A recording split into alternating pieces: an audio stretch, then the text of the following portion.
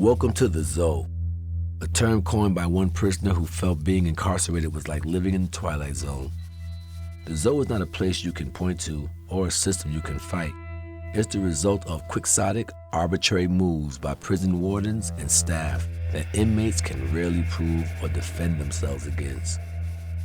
Inspired by thousands of essays and first-hand accounts, these stories reveal how surreal and daunting it can be just trying to survive in prison. Episode 2, Adaptation. After weeks or months of enduring the upheavals of the zoo, new prisoners slowly begin to adapt. They cling to any opportunity to exert control over their own lives, no matter how small. In a bid to impose order, some prisoners begin painstakingly documenting their own lives. I kept notes for everything. Notes on colors, names, words that look confusing, emotions, social protocol. Should I ever meet another human being, I'd be ready. Books, magazines, quotes, phrases, you name it, I probably have it in a note. The importance of everyday items can become exaggerated. Prisoners seeking comfort and control become fixated. Note-taking can become an obsession. The truth abruptly confronts me at those times when I'm veering off course to remind me that a bar of soap is just that, something to bathe with.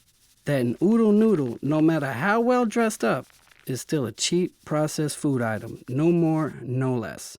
A telltale sign of institutionalism is when someone has lost sight of that.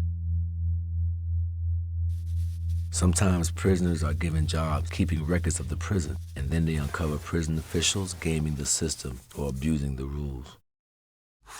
I knew an inmate who was tasked with logging staff absences for official documents. One of these files revealed the gross abuse of various leaves of absence used by staff. 2 officers used every excuse available, such as bereavement, sick leave, personal time, etc., to pile up over 50 days off each for just the first 6 months of 1 year. My buddy found it so amusing, he started charting sick leave usage of all officers on days of the local sports game schedule. Yard lockdowns were so routine on home game days that inmates planned for these periods. Supervisory staff is not only aware of these absences, they participated in them. If such misuse of leave occurred in any civilian workplace, heads would roll.